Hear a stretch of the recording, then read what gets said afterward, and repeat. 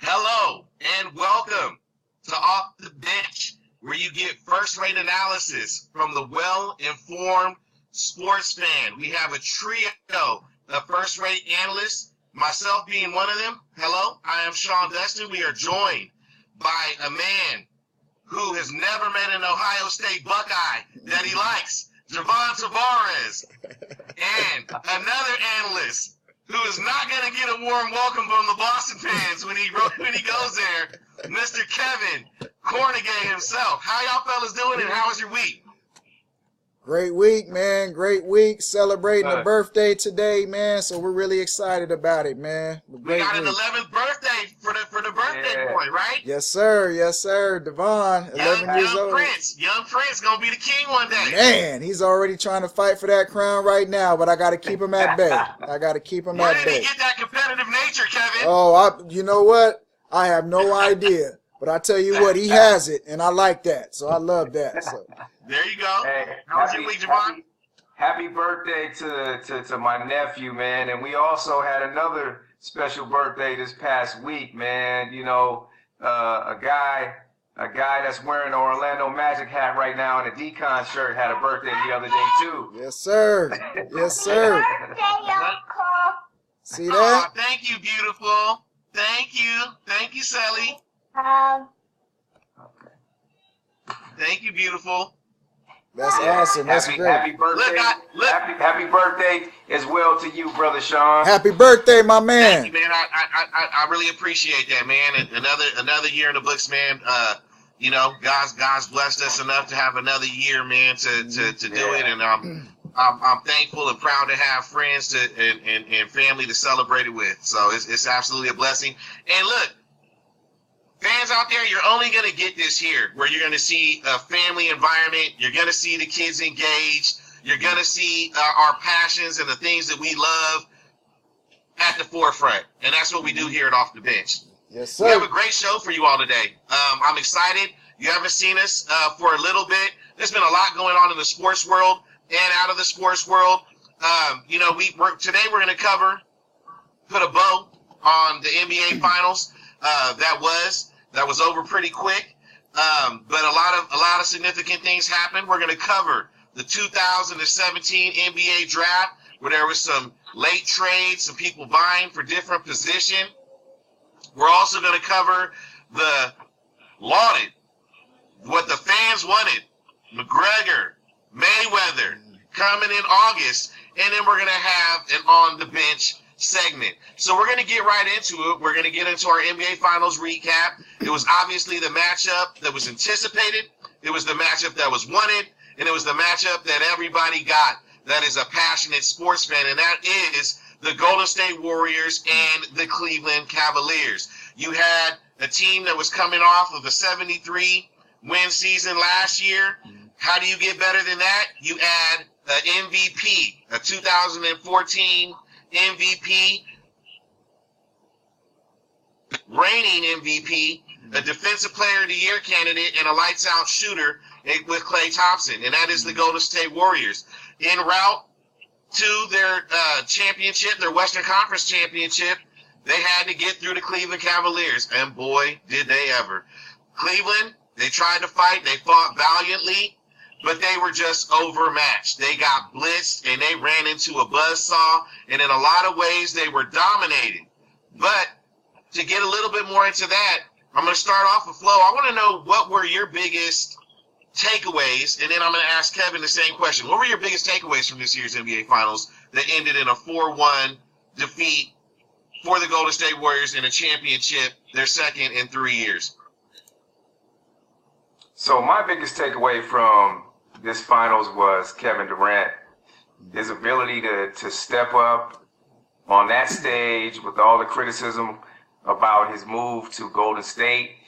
He clearly put a bullseye on his own back, and the fans wouldn't have accepted anything less than what he delivered. So it's ironic that he actually went to Golden State to accomplish what he couldn't necessarily accomplish in Oklahoma City, but the pressure was still there, right? So I think he made a wise basketball move, because when you go play with the Warriors, they play a different level of basketball, right? And it doesn't put as much pressure on him to have to score individually and to be a facilitator at times and to have to play defense, you know, on a guy like LeBron and do all the multitude of things he was asked to do in Oklahoma City. But the pressure was still there, because it's like, okay, you want to make this move. Stephen A., myself, and others said it was a weak move, and I'm still standing by that. It was a weak move, but not necessarily a move where it was. I'm just calling it like it is. But it wasn't necessarily a move where he was devoid of any expectations or pressure. Again, I think the pressure was on him to produce, and he performed at the highest level. I think when you take a look at in the pantheon of great NBA Finals historical performances, you have to put Kevin Durant's performance this year up there. There's no way around it. He took the challenge of coming for the crown with the best player in the world, LeBron James, and he produced. He single-handedly changed the tenor of this series, because we remember in that pivotal Game 3, right, where it looked like Cleveland was rolling on all cylinders. They were hitting shots. They had a fourth quarter lead. I think they were up 7 or 8. And Kevin Durant kept getting bucket after bucket after bucket. And then finally, after staying within striking distance, he was able to make that critical dagger 3 to give the Warriors a lead that they never relinquished. So Kevin Durant, to me, was the biggest takeaway. He truly is a great player. I had to eliminate him off my top to Golden State, but that doesn't diminish anything. And when I say top 3, I mean my personal top 3. I still have Russell Westbrook at the top, and Kevin Durant. Him and Kevin Durant were 1A and 1B. But after that move, I had to diminish Kevin Durant a little bit. But his performance was everything that we could expect it to be, and I think ultimately he single-handedly was the difference in that series. I'm going to go out on a limb and say something, may be a revelation to some, but may not be to others. Without Kevin Durant, the Warriors don't win that series. I think even with Kevin Durant, the series was still close enough, a shot here, a shot there, right? To where, again, we could have been looking at 2-2, and then now all the pressure's back on the Warriors, and who knows what could have happened there. But Kevin Durant's skill set, his ability to be a mismatch for anybody on the floor was the difference. So, and now you're talking about a difference between a 4-1 series and another Game 7 loss for the Warriors. So Kevin Durant was the biggest takeaway. And number 2 was LeBron James is still at the very top. Kevin Durant, you could call him 1A, 1B, however you want to call it. Those two, I think, have distinguished themselves as the 2 best players in the world. And LeBron James, even in a loss, even in that Game 5 loss, he came down and got like 10 straight points, where it basically was 1-on-4. It was LeBron against 4 of the Warriors, and LeBron wound up with, I think, like 2 dunks. on basically the whole team. That guy's incredible. The first player in NBA history to average a triple-double. So for those that want to criticize LeBron and say that, you know, he's 3-5 in finals, and say what you will, but he did nothing to diminish his status as one of the greatest players on the planet. And I think I might have brought this up before, but we all remember the classic movie, White Men Can't Jump. And there's a scene where Gloria, Billy's girlfriend, says, "Billy, sometimes when you win, you really lose. And sometimes when you lose, you really win. And sometimes when you tie, you really lose. But sometimes when you tie, you really win." What the hell does that mean? Right. And so this was a case where LeBron James may have lost that series, but in the court of public opinion, for those that really know basketball and just aren't LeBron haters, he didn't lose. He didn't lose. You lost the series, but you didn't lose any of those those star points or any of those points of being one of the greatest players that you have built up. So that's not the only scene I remember with Gloria. I'll be honest with you. Listen. And it's not, but I like the segue. LeBron, Gloria. I like the segue. Now I'm gonna ask. Sean, I'm not falling for the bait today. I'm not. No. So I'm gonna ask Kevin. I'm gonna ask Kevin the same question. 2017 NBA Finals. What was your biggest takeaway, Kev? Oh my goodness. Well, first and foremost, congratulations to Dub Nation. Congratulations to all the Golden State Warrior fans out here in the Bay Area, across the country, because I guess they're everybody's favorite team now. But congratulations to Kevin Durant. When they coming out the woodworks, Kev. They're coming out of everywhere, man. Everywhere, even Los Angeles. Man. Kevin Durant, congratulations, first championship. And he wasn't just a guy that was riding someone's coattails. He was the reason why they won the championship. Congratulations, Steve Kerr, battling the injury to the back, and all those types of things. Biggest takeaway for me was, as an organization, the Golden State Warriors swallowing their pride, realizing they weren't better than the Cleveland Cavaliers when both teams were fully healthy.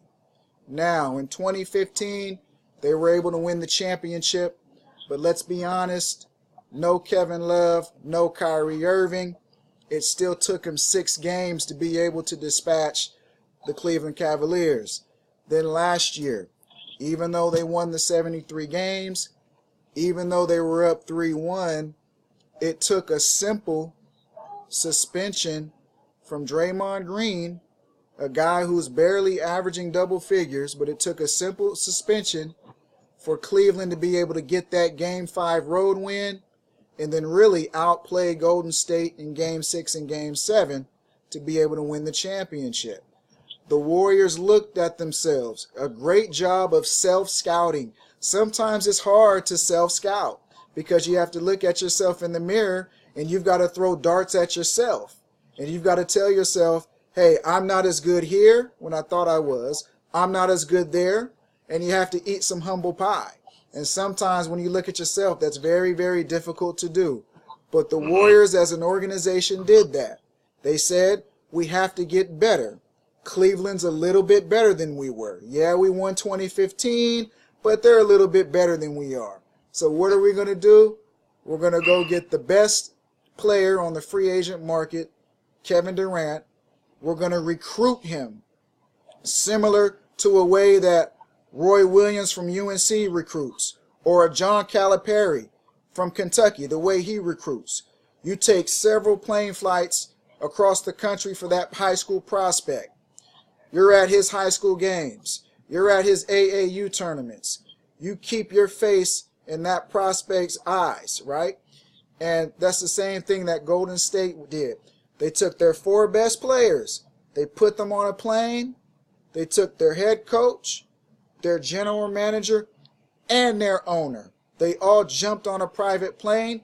They flew 3,500 miles across the country to recruit Kevin Durant. They sat with him for 5 hours in the Hamptons. Oh, Draymond Green, right after they lost Game 7, he's in the parking lot texting Kevin Durant, we need you, right after they lost.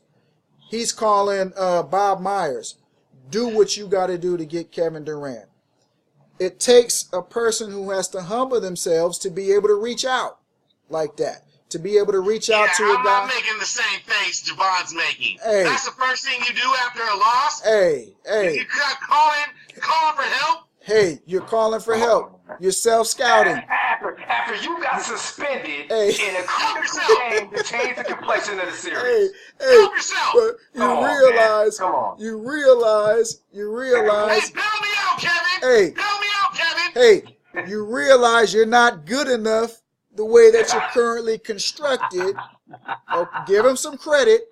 He realized they're not good enough. We need to get better to deal with that guy that they call LeBron James. So that's my first biggest takeaway. One of the two. Maybe so.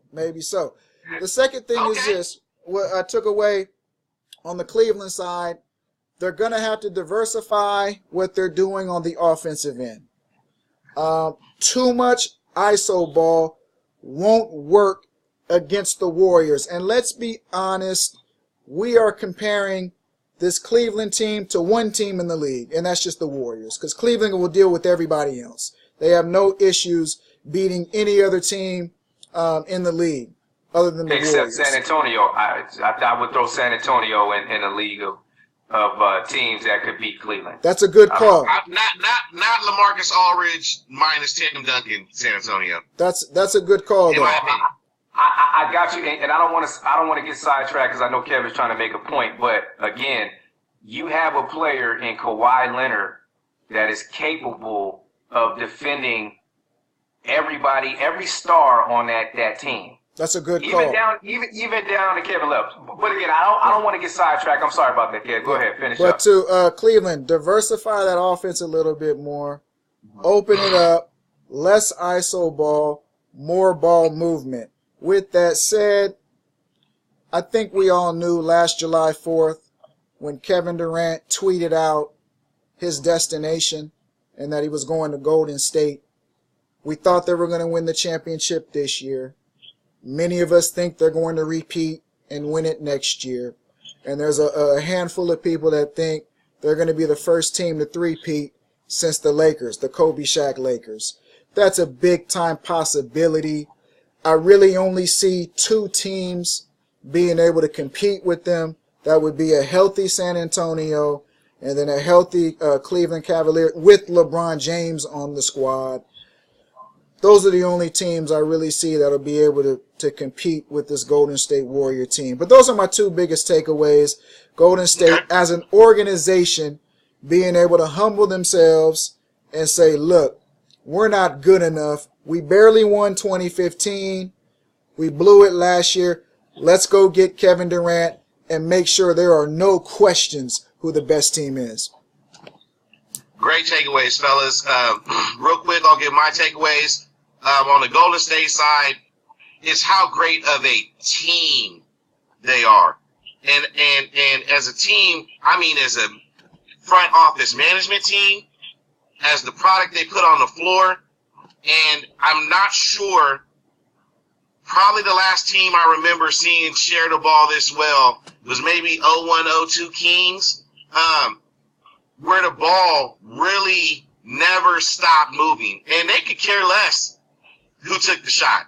If Steph was going to be able to take a shot, if Clay, if Draymond, if Sean Livingston, if Durant, if they're throwing an alley-oop to JaVale McGee, as long as the ball is moving, their dedication to their system, their focus and not being drawn into one-on-one plays and one-on-one matchups, their switches on defense, their defensive intensity, their ability to play together as a team on both sides of the ball was really a joy to watch.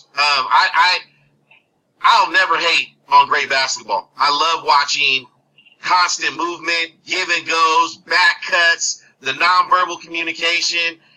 And Kevin Durant, I think we've all, whether it's recreational ball, league play, playing ourselves, watching a game, you know when a certain person steps in the gym and their demeanor and their motive on the court, that you just almost have to defer. Like, you're the guy. And without it even having to be an overtly spoken thing, Kevin Durant is that.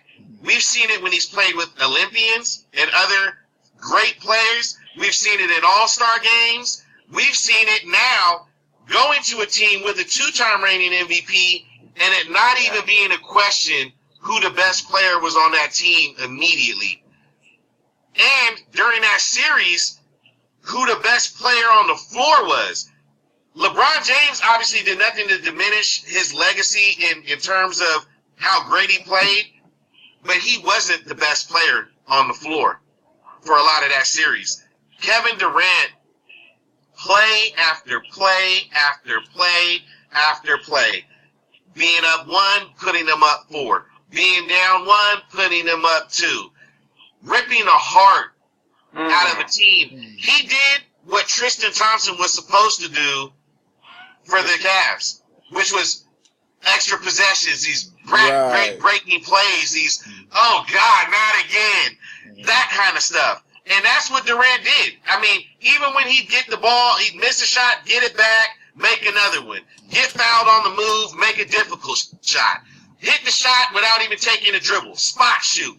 You saw the entire repertoire on display. Attack mode, shooting mode, perimeter shots, defense. And there was no hole in Kevin Durant's game. On the Cleveland side, very disappointing bench performances. Game pretty much the entire series. I think there's one good bench performance, maybe in Game 4. But other than that, the Darren Williams experiment, although it paid some dividends throughout the playoff run, no show. Kyle Korver, for the most part. Real quick, Sean. If my memory serves me correctly. Yes, I said Darren Williams would be big. Well, no, I think you and Kev said that Cleveland had the better bench. Yes. Going I did. And I will stand corrected that Golden State, and I won't even say the Golden State had a better bench as much as they outplayed them. Game after game after game. David West was big.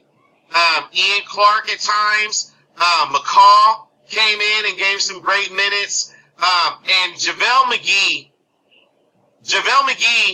I don't think you can overstate how important he was for their team. Offensive rebounds, a guy that when they looked at the center position in the last couple of years, you really haven't had to account for athleticism or scoring in the form of Bogut or Pachulia.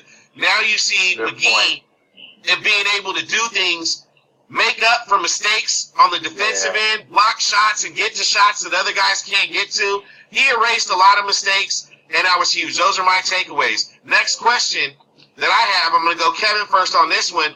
What does this do for KD's legacy and LeBron's legacy? Well, for KD, it obviously is going to put him in a position to, now we can talk about him amongst the other greats that this game has ever seen. You have to at least win a championship to be considered the absolutely one of the greats. Obviously, we're going to be able to put him ahead of a guy like a Charles Barkley or a Karl Malone. We'll be able to put him ahead of a guy like a Patrick Ewing. Guys that are Hall of Fame players, but they were never able to win a championship. With that said, I know a lot of people are going to cheapen the title a little bit or put an asterisk on the title. You know, that's fine.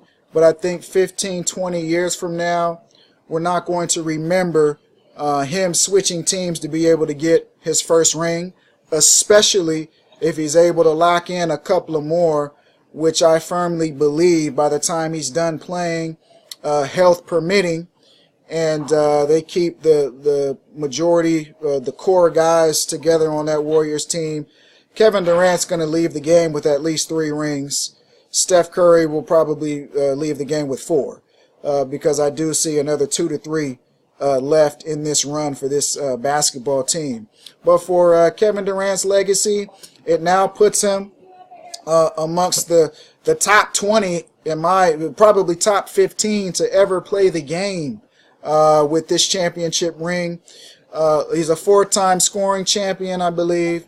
He has an MVP. He's got a finals MVP in which he averaged over 30 a game. And in fact, I think all of his finals appearances, he's above 30 a game, shooting right at 50% or a little above 50%, I believe. So. And he shoots a career. He has a career scoring average of 27 a game, which puts him in the top 3. I mean, so you're talking about a guy who is just going to add on to his legacy. As far as LeBron James, he's 3-5 in finals, and I've said this before. There's a sentiment out there that they're saying, hey, he's going to get a pass for losing this finals.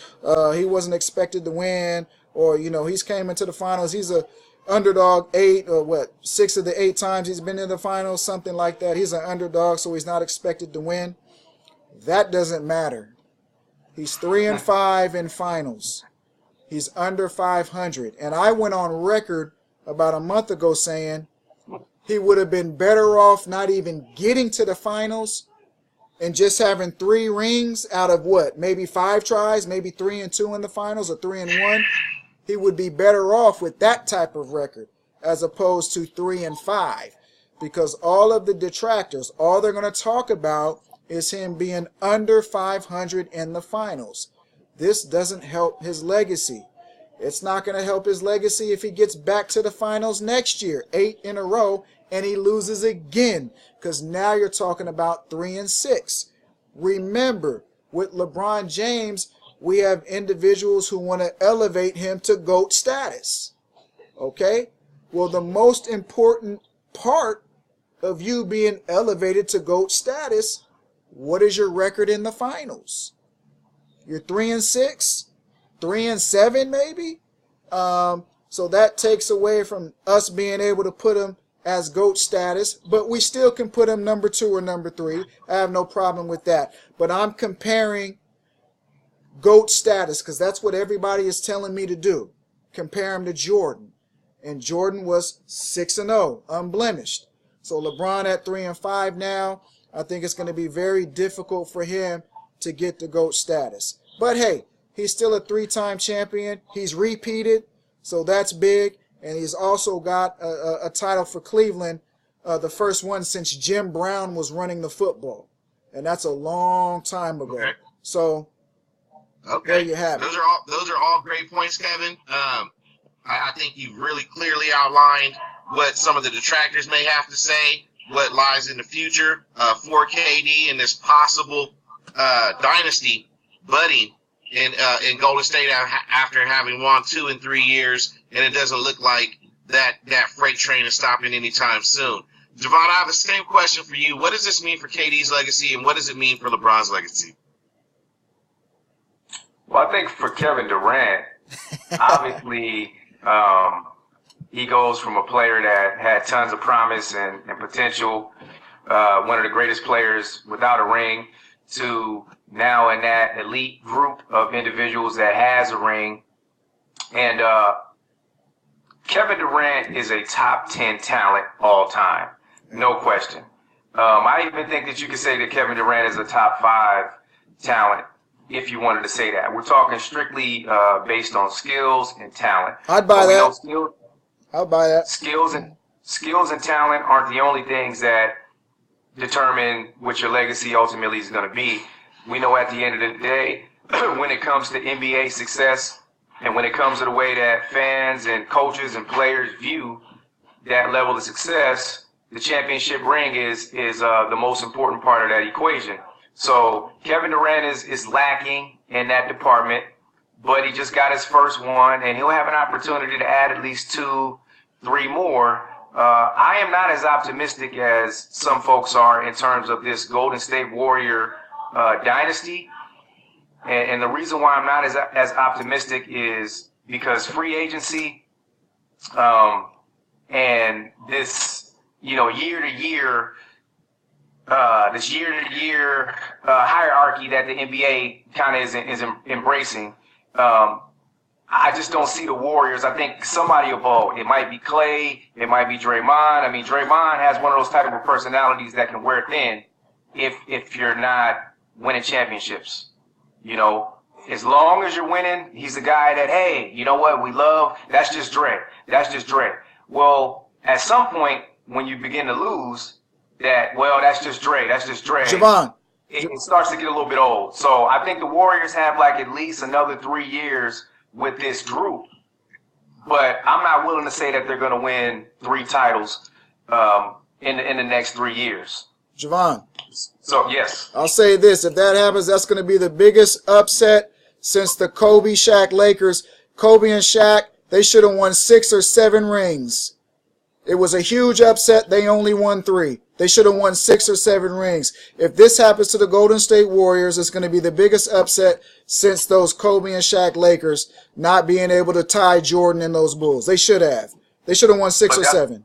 But that's why you have to play the games. I mean, again, we're assuming that the Golden State Warriors are going to be perfectly healthy for the next 3 years. We're assuming that Steve Kerr's back is not going to be a major issue. We're assuming that there won't be any type of infighting or any jealousy, or, you know, that the locker room is going to stay as it is today, united.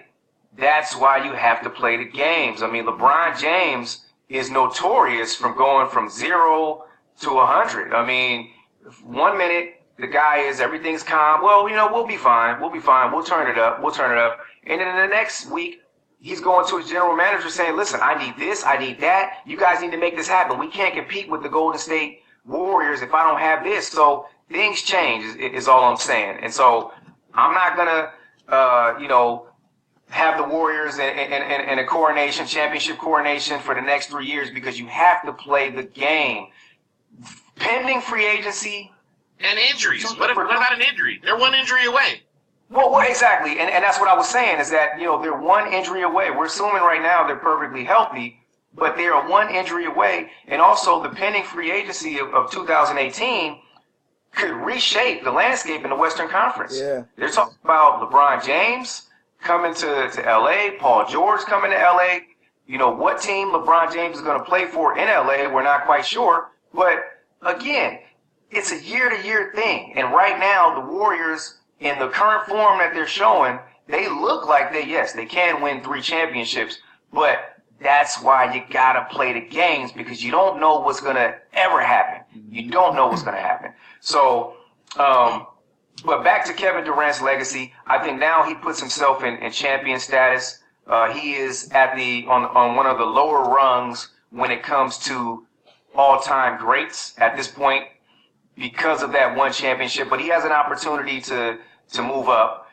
But Kevin Durant, no doubt, has separated himself from the rest of the NBA.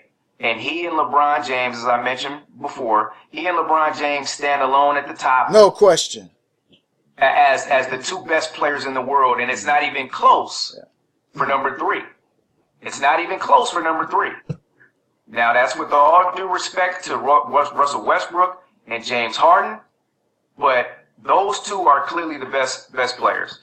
And so, in terms of LeBron's legacy, again, I kind of touched on this with my initial take. I feel that LeBron didn't lose anything. Technically, he lost, right? Yeah, he's 3-5 now. But were they expected to really win the series?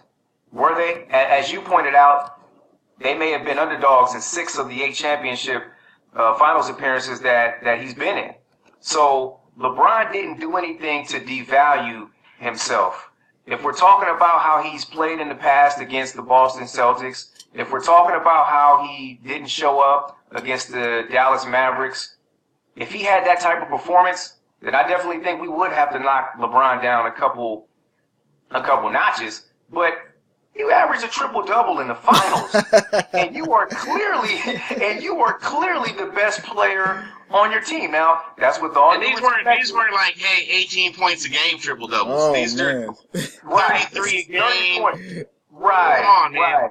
Right. And so I think, and I'm starting to mature as a fan. I think we get so caught up in the finality of results, right? If either you win or you lose. Right?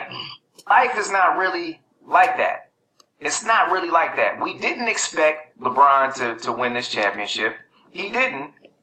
But in doing so, he comes out, averages a triple-double, plays well, still keeps himself at the top level of basketball players in the world, and I can't knock him for that. I honestly can't. So I feel as if LeBron has another championship or 2 in him, depending on what happens if he switches team. Because get yourselves ready right now, Cleveland. Let's be under no false assumptions that LeBron is going to end his career there. He's not.